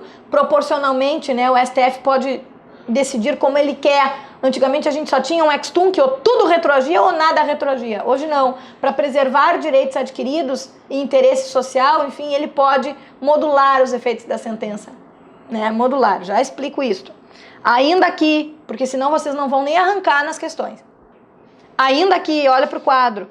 O advogado-geral da União. Existe um cara que tem um papel em controle de constitucionalidade concentrado. O advogado-geral da União, ele tem o papel de defender a lei ou o ato. Então, alguém do 113 entra com uma inicial e o advogado-geral da União defende a lei ou o ato. Aqui ele não existe. O advogado-geral da União jamais existe em ADCs. Por quê? Vai defender o quê se não se pede que ela seja inconstitucional? Vai defender o quê? Então, ele não existe em ADCs. Ele existe em todas elas, menos em ADCs. Outra, ação direta de inconstitucionalidade por omissão. Quando a Constituição manda fazer a lei ou ato e nada é feito, ou quando a Constituição manda fazer a lei ou ato e até é feito porcamente, precariamente, nós temos uma omissão total ou parcial. Em omissões totais, o advogado-geral da União também não existe. Vai defender o que se não tem a lei ou ato? Em omissões parciais, ele até pode existir, porque existe um pouquinho ruim, mas existe, ele pode defender aquele pouquinho ruim. Ficou claro? Tem um outro cara que, além do advogado-geral da União, também tem um papel no controle de constitucionalidade. O papel do advogado-geral da União está no artigo 103, lá no parágrafo 3º. Isso aí tudo que eu falei. Né? Mas tem um outro cara que também tem um papel em controle de constitucionalidade, que é o Procurador-Geral da República, o chefe do Ministério Público da União.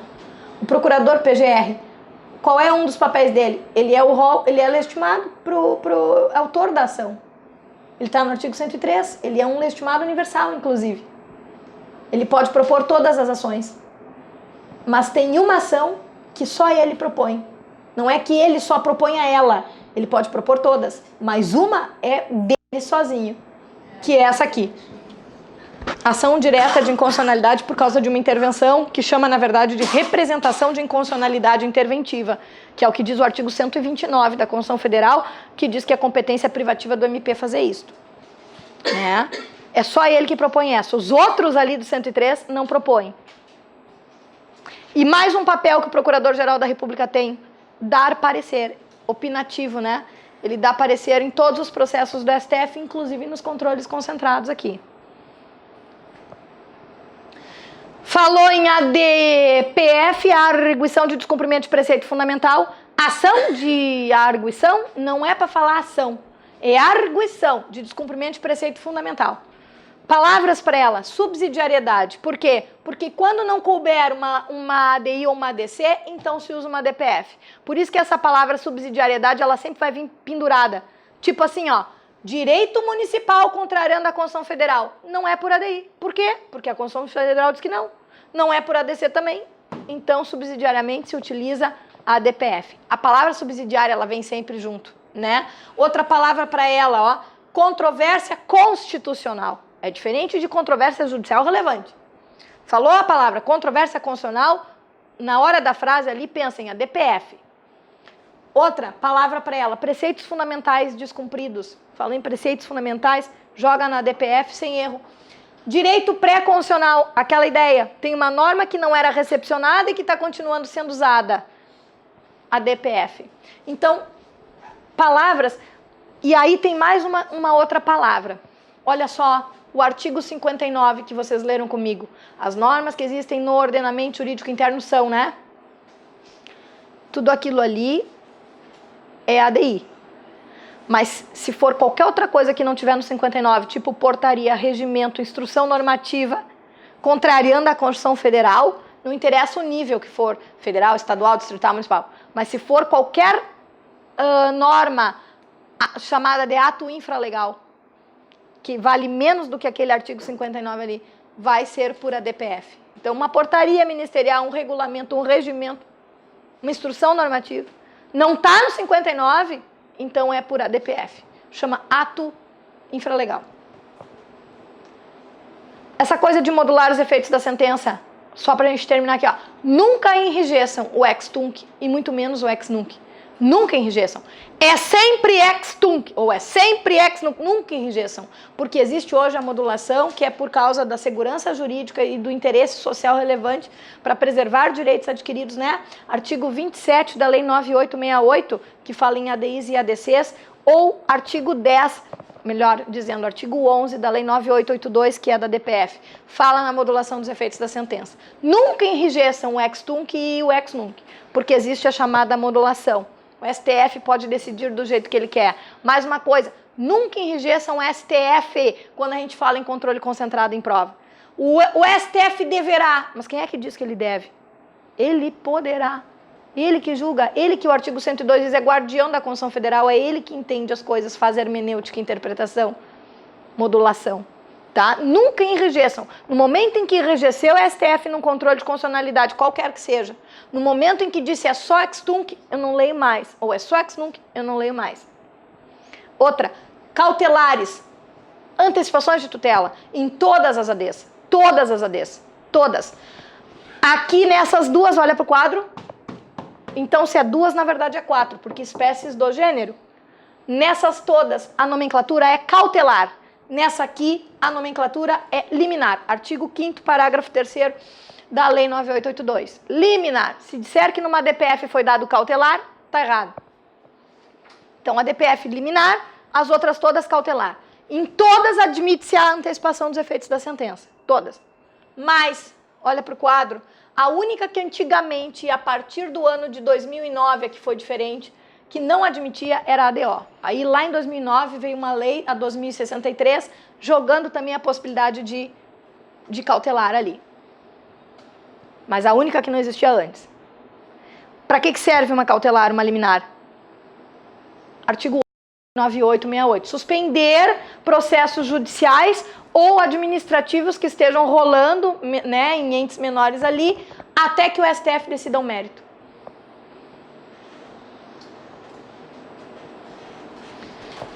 Vamos ver se deu para pensar em tudo.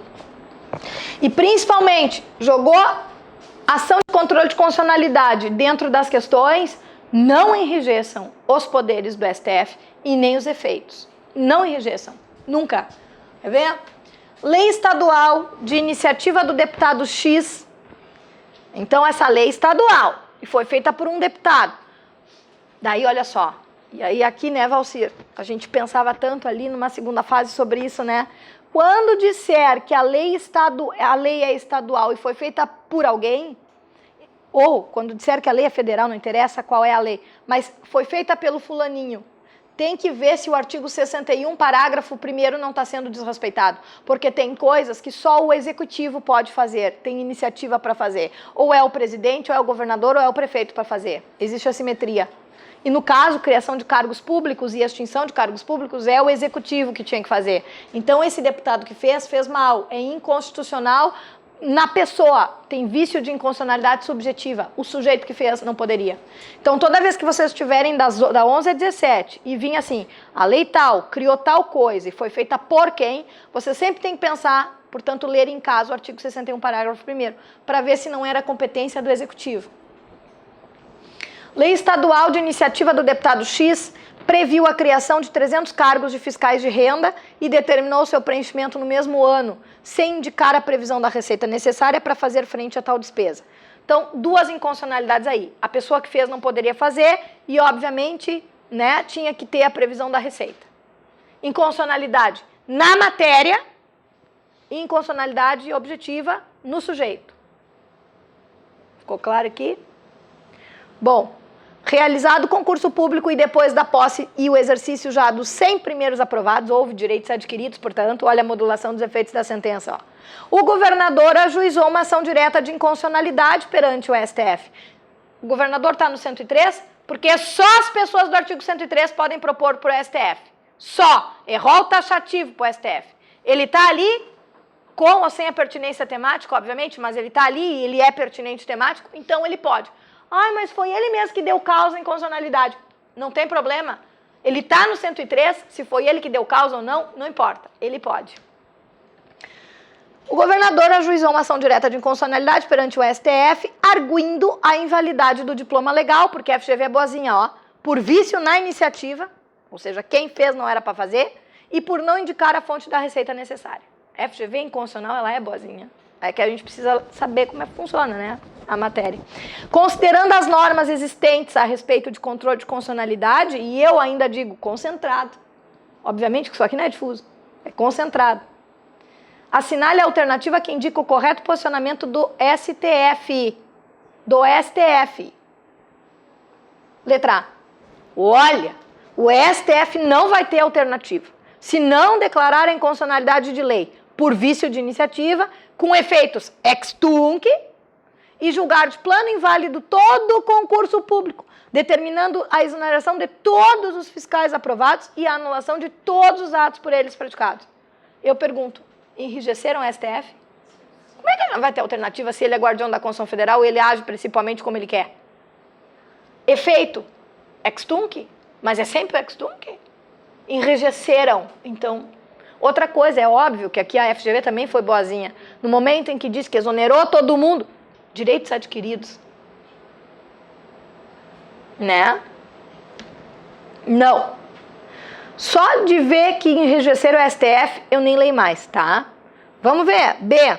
Olha, o STF não poderá acatar os argumentos da ação direta. Ele não pode? Quem é que julga uma AD? Qualquer AD. Quem é que julga? Ele não pode acatar? É tu que vai dizer para ele não acatar? Não enrijeçam o STF. E olha só o que botaram. Uma vez que o governador é que autorizou a realização do concurso e ele mesmo deu posse para os candidatos, de modo que a ação proposta por ele mesmo violou a segurança jurídica, denotando uma conduta totalmente... Ele está no 103? Então não interessa se ele deu causa ou não. Ele fez o papel dele ali de pedir um controle. A diferença é que ele vai dizer, eu mesmo fiz a burrada, né? E enrijeceram o STF. Não, definitivamente não. Letra C, deverá. O STF deverá... Letra D. O STF poderá, ao declarar a inconstitucionalidade e pelo voto de 2/3 dos ministros, que são 8 ministros, restringir os efeitos da decisão ou decidir que essa decisão tenha ficado a partir do seu trânsito julgado ou mesmo de um outro momento que venha a ser fixado, preservando inclusive os atos já praticados pelos fiscais. Eles usaram os termos do artigo 27 da Lei 9868, que é a modulação dos efeitos da sentença. E aí tu que me perguntou o que era a modulação, minha flor, é o artigo 27 da Lei 9868, que está aqui. O ponto e a vírgula dele está aqui. Mas observa que nem precisava saber do artigo, era só não enrijecer. A única que não enrijeceu e que não enrijeceu o tunc ou o nunc é a D. Agora ficou fácil, né? Agora, né? Mas imagina fazer essa questão assim sem explicar, né?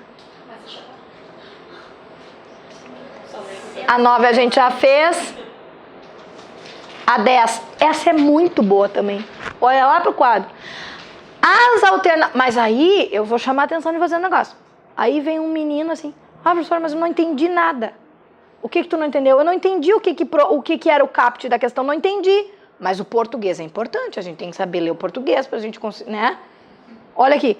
As alternativas a seguir apontam diferenças entre a AD e a DC. A exceção de uma. Uma o quê? Uma alternativa que não tem diferença, que tem o quê? Semelhança entre elas. Qual é essa semelhança? Qual é essa alternativa? Assinale-a. Assinale-a. Eu pergunto, vamos lá D. Manifestação do advogado-geral da União. O AGU tem nas duas? Então é uma diferença, né? Então não é essa a letra D que é para marcar, porque eu quero a semelhança. O AGU é semelhante entre elas? Letra C. A exigência de uma controvérsia judicial relevante é semelhante entre elas? A palavra controvérsia judicial relevante vem só para quem? Letra B. O objeto da ação é semelhante? O que eu peço na DI é a mesma coisa que eu peço na DC? Letra A. O rol de legitimados para propor as ações é o mesmo do artigo 103. É o mesmo. Então, a letra A foi considerada correta. Essa é a semelhante. Letra A. Eu comecei com a D só para não estragar, né? A nossa. Olha o artigo 59 comigo.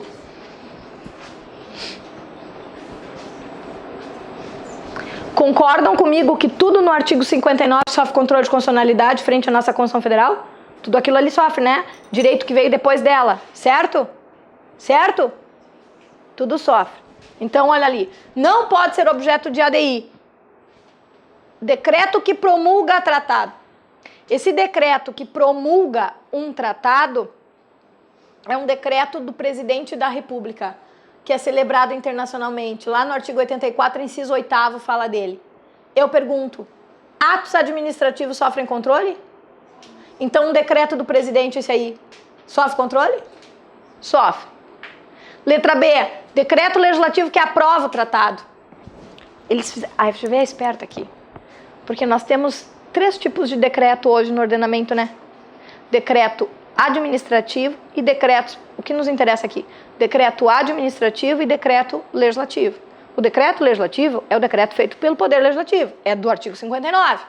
O decreto administrativo é qualquer decreto feito pelo presidente da República, ou governador ou prefeito. Por exemplo, as atribuições do presidente lá no artigo 84. Tudo aquilo que o presidente faz lá, sai um decreto. Promulga leis, veta leis, sanciona leis, publica leis, né?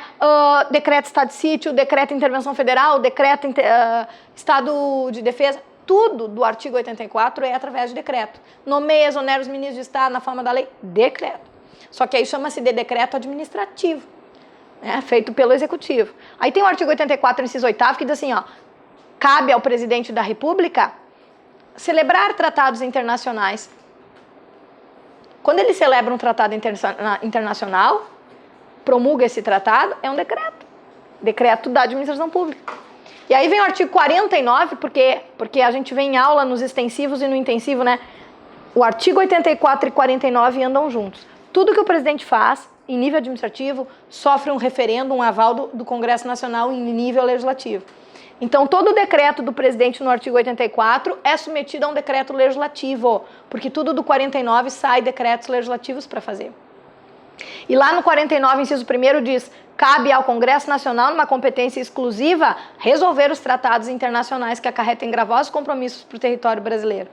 Então, na real, quando fala em tratado, o presidente vai lá para fora, promulga ele, faz um decreto da administração pública, esse decreto vai passar por um decreto legislativo e quem vai internalizar esse decreto legislativo mesmo, esse decreto, esse tratado, é o Congresso Nacional, na forma do artigo 49, inciso 1º.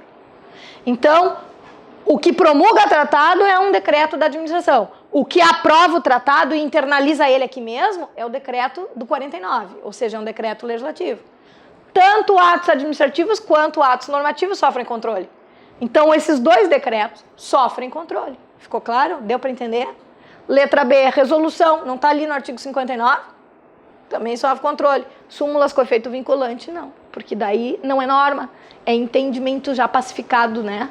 Inclusive, ela vem, diz o artigo 103b, para resolver controles de constitucionalidade mesmo. Tá? É que a FGV é esperta. Se ela tivesse dito assim, olha para o quadro, emenda constitucional, lei complementar, resolução, vocês saberiam que todas estavam erradas e que seria a letra D. Ela quis brincar nas palavras. Quando ela falou decreto que promulga tratado, ela quis dizer ato da administração pública. Quando ela falou decreto legislativo que aprova, ela quis dizer o do 49, inciso 1º, decreto legislativo.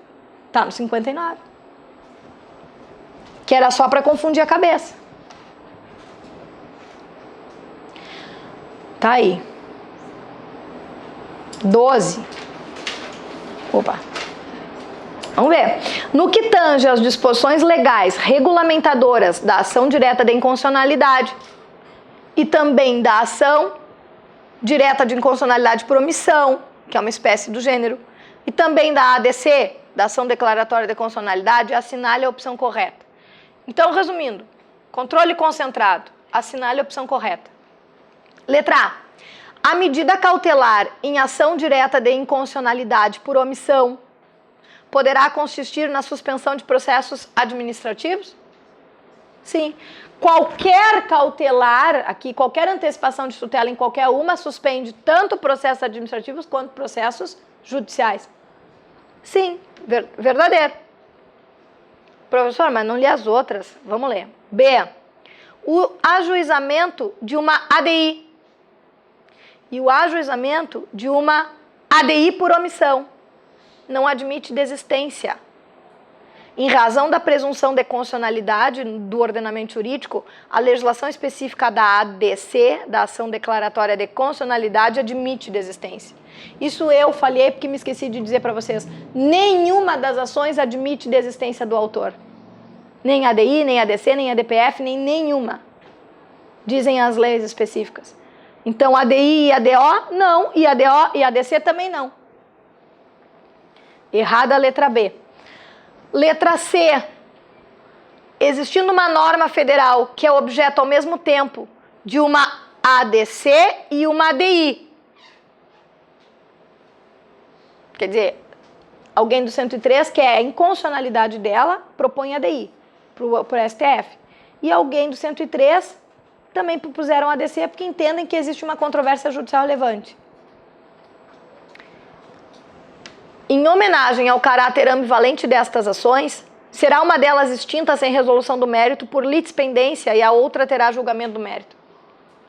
Elas são mesmo efeito dúplice ou caráter ambivalente. O que é isso? Caráter ambivalente e efeito dúplice é o artigo 24 da Lei 9868.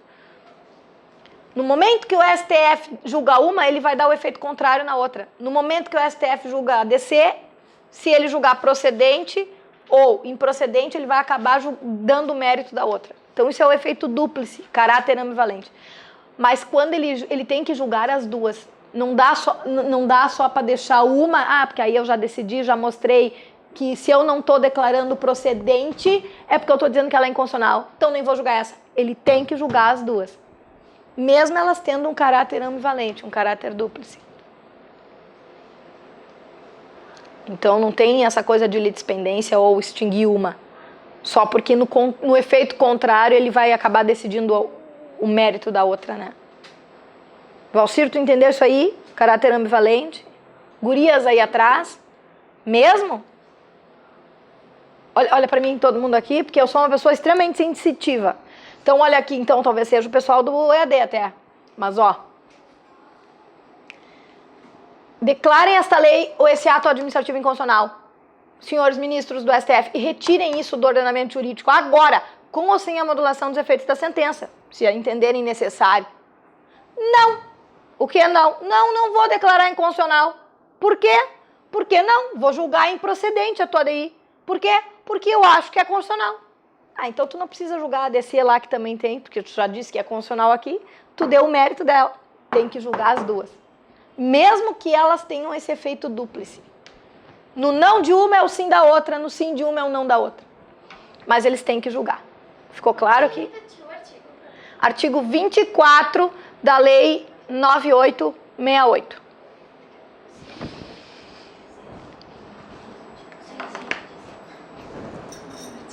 D. A decisão proferida na ação declaratória de constitucionalidade caberá tão somente oposição de embargos de declaração e o ajuizamento posterior de ação rescisória. Também foi erro meu, porque eu me esqueci de dizer quando falei aqui rapidamente que, olha para o quadro, o difuso é recorrível. É recorrível. Porque tu começa aqui, tu pode ir para cá, tu pode ir para cá, é recorrível. Agora, o concentrado concentra direto em órgãos específicos que vão dar uma sentença que é efeito erga omnes e vinculante.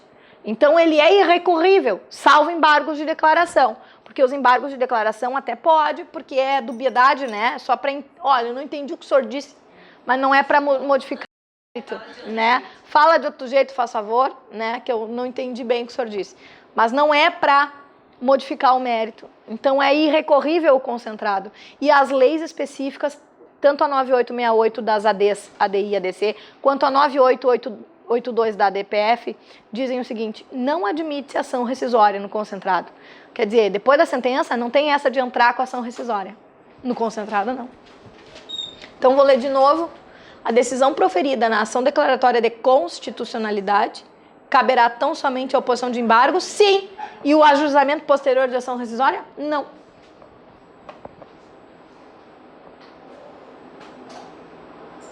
Vamos lá de novo. A ação direta de inconstitucionalidade, ADI, a ADC e a ADO estão regulamentadas no âmbito infraconstitucional pela Lei 9868 de 99, que dispõe sobre o processo de julgamento dessas ações perante o STF. Tomando por base o constante na referida lei, significa, ei, eu vou jogar para a disposição da lei e não porque diz a Constituição Federal. Tomando por base o constante na lei, assinale o que é incorreto. Letra A. Podem propor a ADI, por omissão, os mesmos legitimados para propor a ADI e a ADC. Certíssimo. Letra B. Cabe no âmbito da ação declaratória de constitucionalidade a concessão de medida cautelar. Antecipações de tutela em todas, né? E aí nome específico, cautelares, liminar. Beleza? Certíssima. Letra C. As decisões proferidas em ADI e em ADC possuem o chamado efeito dúplice. É o caráter ambivalente das ações. É o artigo 24. Certíssimo. Letra D. Enquanto a ação direta de inconstitucionalidade, portanto, a ADI e a ADC não admitem desistência, a ADO sim, a qualquer tempo. Letra D, né? É a incorreta. Letra D.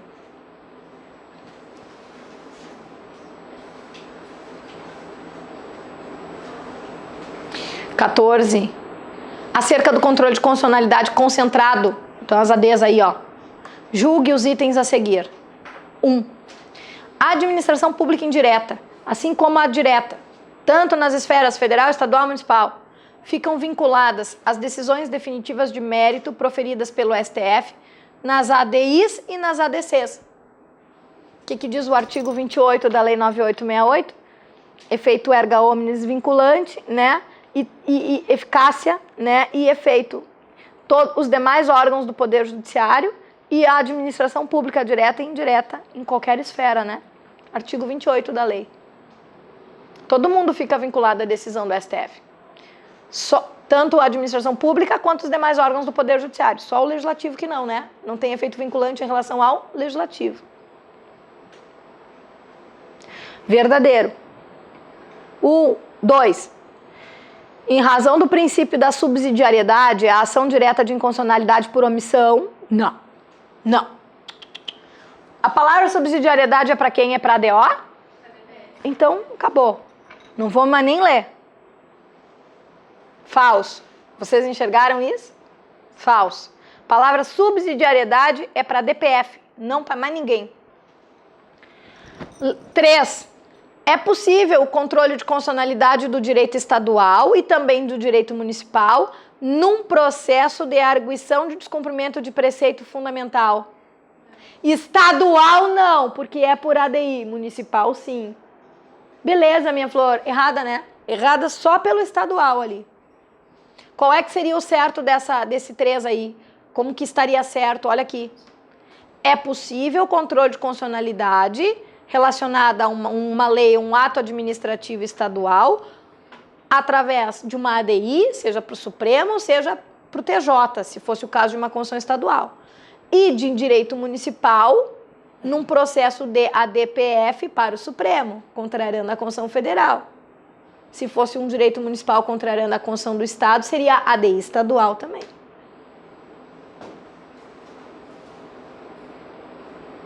Enxergaram? Então, 3 está errada. 4. São legitimados para propor ação direta de inconstitucionalidade interventiva os mesmos que têm legitimação para propor a ADI genérica. É verdade? A representação de constitucionalidade por intervenção, quem é só que pode propor? Então, não são os mesmos. É um deles.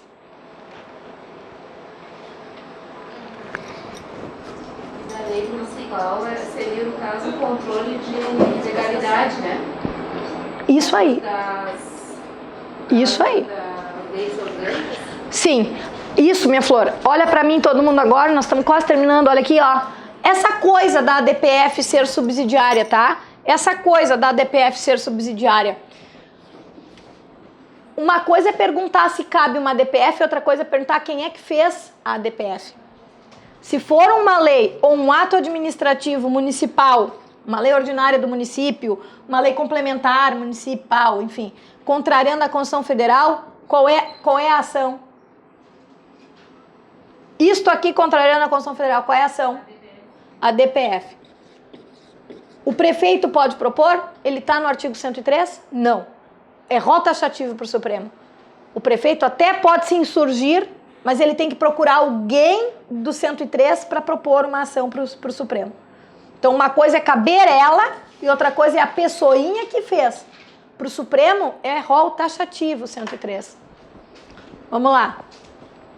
A arguição de descumprimento de preceito fundamental, regulada pela Lei 9882, tem por objeto evitar ou reparar lesão a preceito fundamental, resultante de ato do poder público. Com base no legalmente disposto sobre a DPF, com base na lei, assinale a opção correta. Letra A. Porque a FGV é nojenta. Face à extraordinariedade da DPF. A prof falou que ela é extraordinária?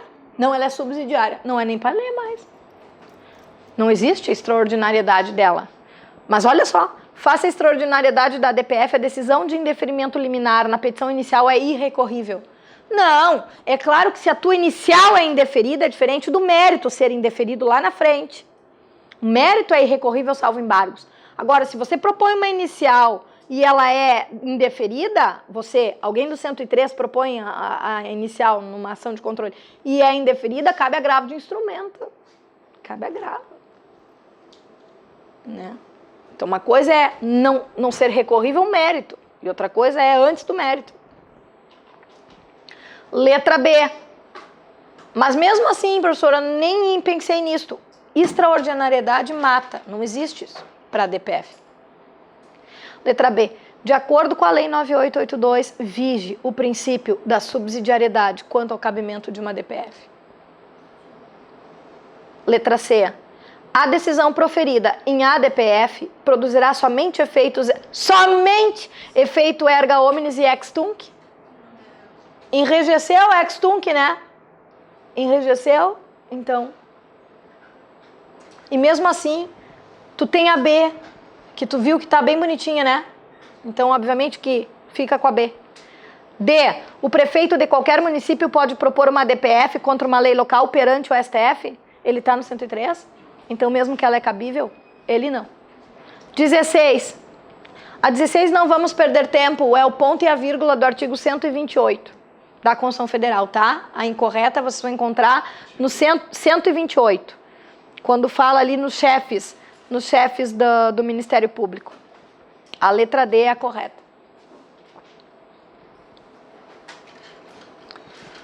17. Olha só. O presidente da República encaminhou ao Senado Federal um projeto de lei ordinária para provimento de cargos de servidores da União. Ok, provimento de cargos é competência dele lá no artigo 61 mesmo, parágrafo 1º. Após os debates, o projeto foi aprovado pelo plenário do Senado e em seguida foi encaminhado para a Câmara. Então tá errado. Por quê? Porque ele tinha que mandar primeiro para a Câmara, pelas fases de criação de lei, e depois do Senado. Houve uma troca, vício no processo legislativo, né, inconstitucionalidade. E em seguida foi encaminhado para a Câmara, que apenas em um turno de discussão e votação aprovou e enviou de novo para o presidente da República, que o sancionou. Então qual é o erro aqui? Ele tinha que ter enviado primeiro para a Câmara. Sobre o fato acima, assinale a alternativa correta. Olha só, a lei é inconstitucional? É. Porque a iniciativa dos projetos de lei para provimento de cargos de servidores da União é da Câmara? Não, não é por isso.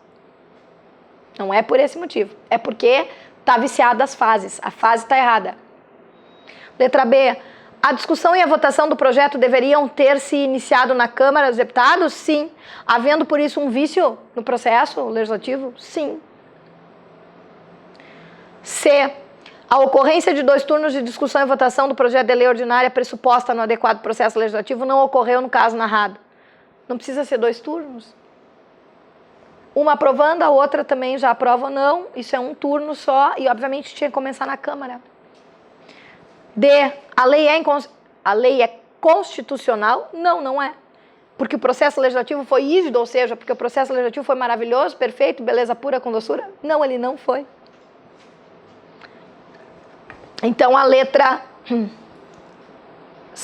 B, né? É a correta. Gente, a 18, pessoal, dê atenção. Com o artigo 81, vocês respondem a letra D.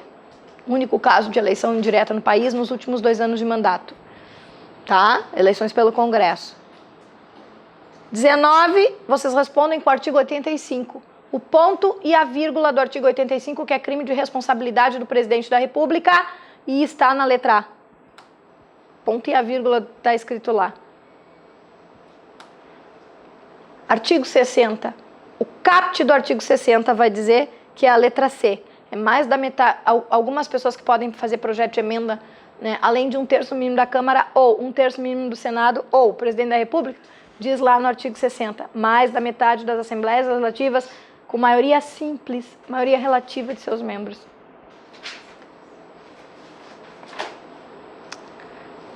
Essa aqui a gente fez em aula, né,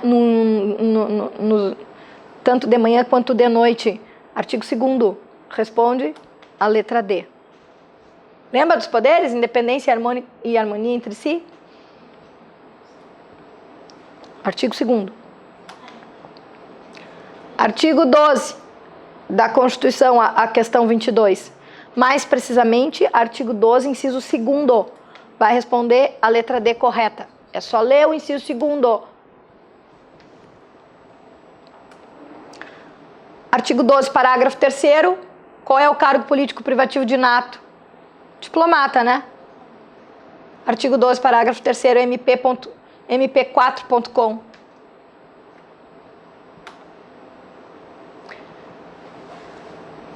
Aqui, olha bem o que eu vou fazer. Aqui é o artigo 14 que responde a questão 24.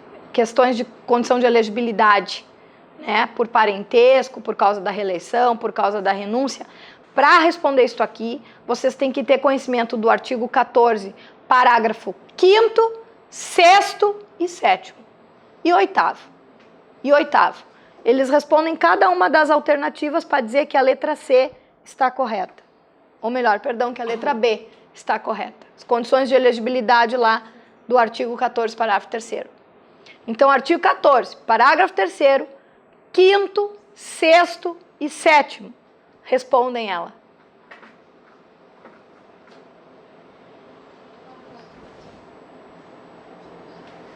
Aqui, minha flor, deixa eu ver se tu te lembra, olha para mim. Minha flor, lembra que a gente fez em aula essa aqui? Da questão das eleições majoritárias e sistema proporcional, lembra na aula? Então, lembra que é o artigo 29, inciso 1º e 2º, que respondem isto. Artigo 29, inciso 1º e 2º. última questão, também é o artigo 95, só que é os parágrafos, é o parágrafo único ali, as vedações à carreira da magistratura, né? Artigo 95, o ponto e a vírgula dele, lá no parágrafo único, que responde a chamada quarentena para os juízes, né?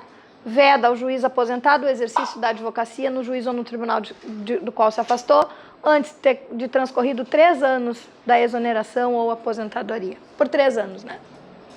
Artigo 95, parágrafo único.